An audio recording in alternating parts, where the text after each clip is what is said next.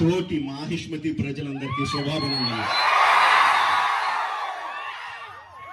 మన రాజ్యంలో పంటలు ఎలా పండుతున్నాయి? వ్యాపారాలు బాగా జరుగుతున్నాయా? రాజమాత దేవసేన ఆధ్వర్యంలో మహేంద్ర బాహుబలి పాలన ఎలా ఉంది?